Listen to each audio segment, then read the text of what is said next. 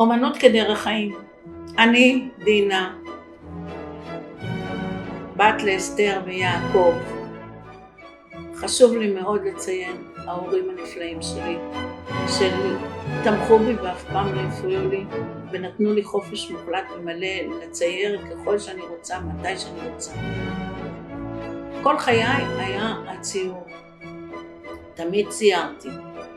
כשהגעתי לגיל בוגר יותר, וכבר יסדתי משפחה, ואז נקלע לי המזל שהתחלתי לפנות את הזמן שלי ממש לציור.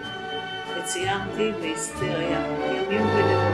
הילדים היו הולכים לבית ספר, לגן, ואני הייתי מציירת בלילות ובימים. ואז נוצרה את הארוחה הראשונה שלי של 120 ציורים. מאיפה שאבתי את הכוחות? מאיפה לקחתי את הכוח? זה היה בסדר, ככה רציתי וככה זה היה. מאז ועצם היום הזה אני עדיין מציירת וממשיכה לצייר, ועדיין זה גורם האנושי שיוצר בי שמחת חיים.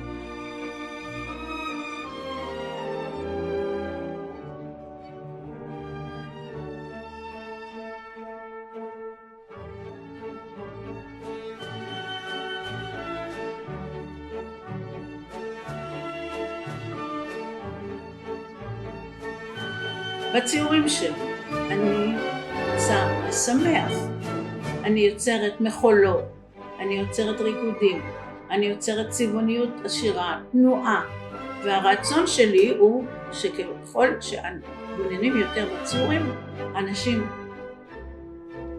נדבקים במצב רוח הזה וגם כן ירקדו, וככה זה קרה באמת בהרבה מתערוכות שלי, שהצגתי את המחולות שלי ושמתי מוזיקה ברקע, אנשים נכנסו ורקדו, פשוט רקדו. זה נותן לי כוח ושמחה.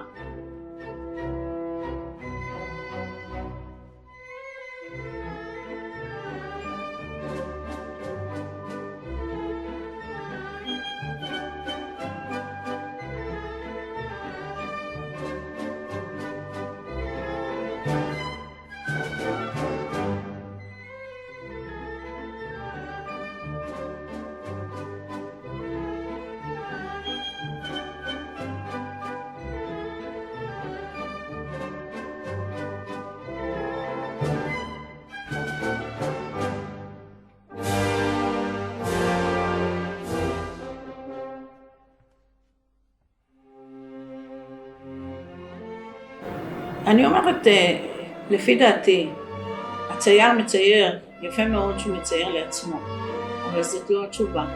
התשובה שהצייר צריך לשתף עם הציור שלו, זה התפקיד של הציור.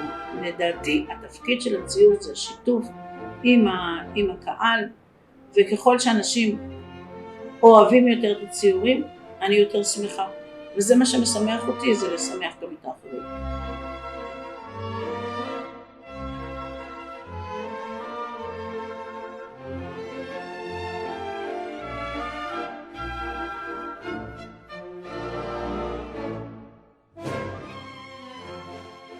הספר יצירה מן המצר יצא שבחזית שלו הציור של הריקוד החסידי, ולהפתעתי הרבה עוד יותר הספר שמסיים את כל הכאב והצער של השואה, של ציירי השואה האומללים שציירו בכל מקרה, יוצא מצב של עם ישראל חי, לחיי עולם. עם ישראל חי, זאת אומרת ההתרשמות שלהם מהציור שלי, האמונה שאני הפצתי בציור הזה, שעם ישראל ימשיך וירקוד, וזה הכוח שלנו, ושיש לנו כוח. שנים רבות שאני מציירת ומציגה, מאז היו לי 40 תערוכות, הצגתי בכל העולם, בארץ וגם בחו"ל, ולא עסקתי בפיסול בדרך כלל. היו תקופות קשות בחיי פגשתי חברה ואומרת לי, בואי לחוג פיסול, יש חמר, תזרקי את החמר, יצא לך עצבים. והלכתי, זרקתי את החמר ויצאו לי עצבים, אמרתי, ומה עכשיו?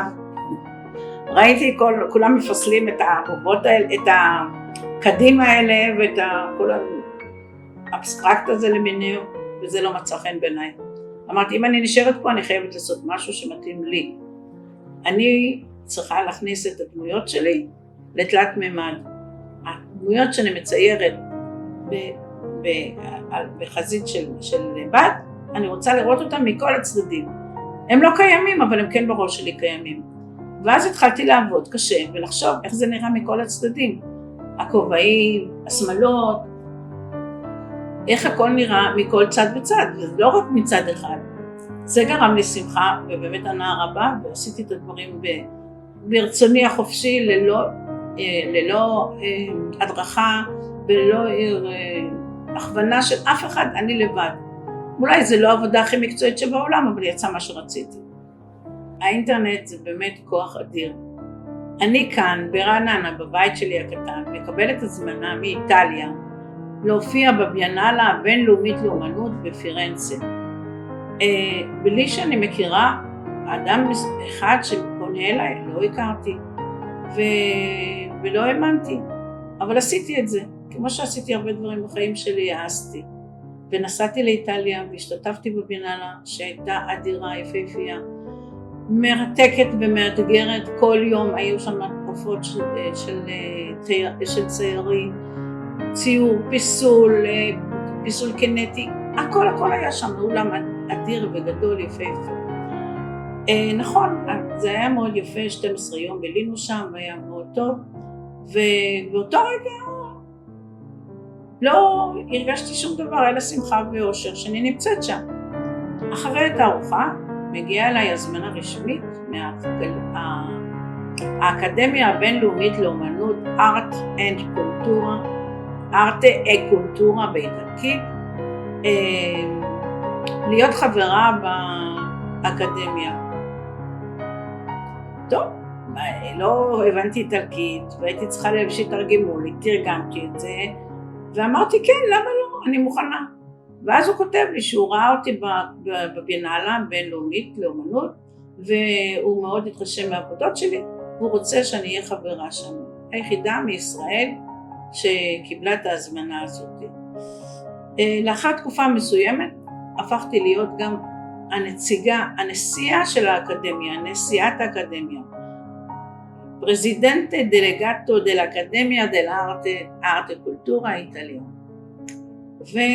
והגעתי יום אחד גם לתערוכה שהייתה שם בינלאומית, שהייתה גם כן היה מאוד נפלא לפגוש את האנשים האחרים, לפגוש אנשים זרים, לפגוש איטלקים, לפגוש מכל העמים והמקומות שם.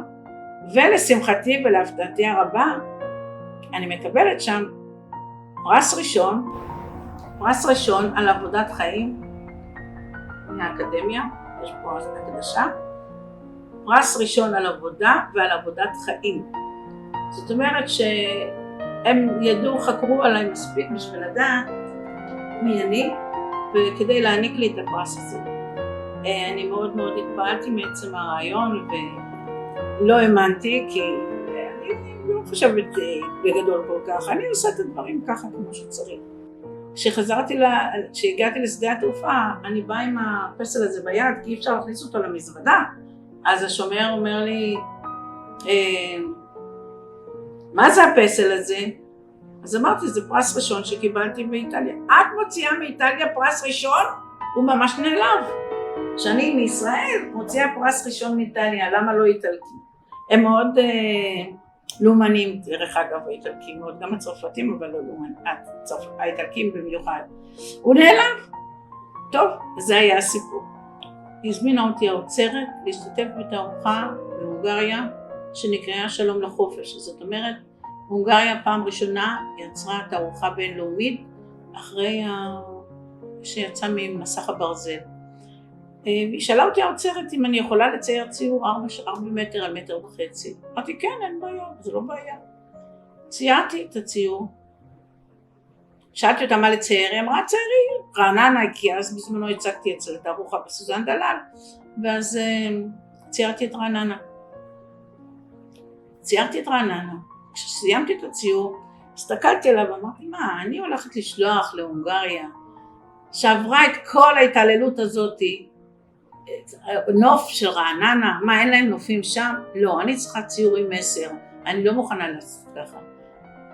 קניתי בד חדש, בגודל של 4 מטר וחצי, וציירתי את העתק של הריקוד החסידי שלי שמאוד אהבתי אותו. זאת הייתה התשובה שלי לשואה, להונגריה, לכל מה שעברו שם.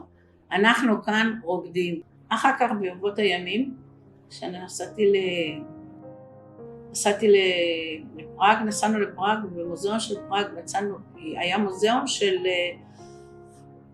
כתוב שמה, לזכר העם שנכחד, וזה היה הרבה שנים אחרי שציירתי את הריקוד החסידי שלי, ואני אמרתי, לזכר העם שנכחד, אנחנו כאן, והתחלתי לצעוק, לקחתי את כל החברים שלי וצעקנו, ואמרתי, בואו נרקוד כאן, זה מקום כזה להגיד להם, אנחנו פה.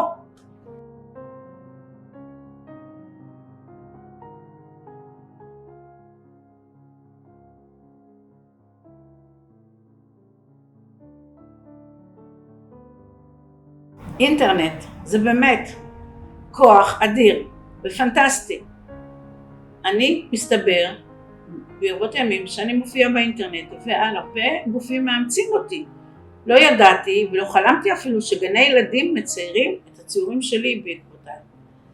יום אחד אני מקבלת הזמנה מגן ילדים, גן נועם בתל אביב, אם אני מוכנה לבוא לראות את ההופעה של הילדים בעקבות הציורים שלי.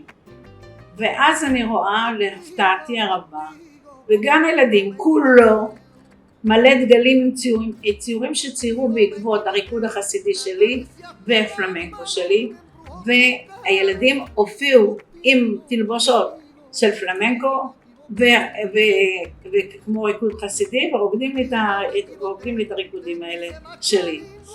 בסופו של דבר אין לדבר אושר יותר גדול מזה, לחשוב שאני יכולה להעניק גם לילדים משהו נוסף, ולא הנכדים רק שלי שמקבלים ממני כל הזמן, אלא ילדים זרים שלא מכירים אותי בכלל. זה עשה לי כל כך טוב, מאוד מאוד נהניתי, וקיבלתי בסוף גם הרגשה מהם, והם מודים לי על השנה היפה שהייתה בזכות הציורים שלי. אז אין אושר יותר גדול מזה. כי האהבה שלי הגדולה לאומנות, אני מעניקה הלאה. כשלימדתי ילדים בבתי ספר, לא כפיתי עליהם שום דבר, נתתי להם להבין, נתתי להם להרגיש מה הכוח שיש באומנות, מה האומנות יכולה לעשות לילדים ולבן אדם בכלל. וילדים אהבו את השיעורים שלי. הייתי יוצאת איתם החוצה, בימים יפים היינו יוצאים החוצה לחצר של הבית ספר, והייתי אומרת להם, ציירו מה שאתם רוצים, מה שאתם רואים פה. ולא תאמינו, הילדים ציירו ונהנו ושמחו והיו מאושרים וחיכו לשיעור הזה שבוע מדי שבוע שאני אגיע אליהם. לי זה נתן המון, כי זה מה שאני מרגישה, אני מרגישה שאני צריכה גם לתת ולהעניק, וכשאני עושה את זה אני מרגישה טוב.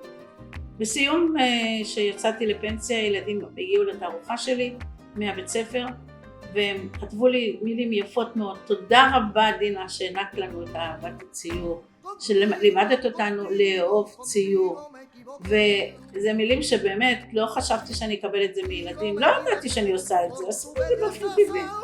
ובסוף הם שואלים אותי, דינה, מתי את חוזרת? זהו, אז ילדים זה חשוב לי מאוד, וגם מבוגרים. חשוב לי מאוד להעניק את האהבה שלי לציור גם למבוגרים, לתת כוח לאנשים, לחיות עם מה שיש, בתוספת של עוד מימד נוסף, קצת אהבה, קצת תשומת לב, לשכוח מהעולם, מהחדשות, מהטלוויזיה, ותמיד אני מדברת על זה, תמיד אני מספרת בכל תערוכה שלי שרק בזכות הציור אני מחזיקה מעמד, ואני רוצה להעניק את זה גם לאחרים, ואני עושה את זה עד עצם היום הזה.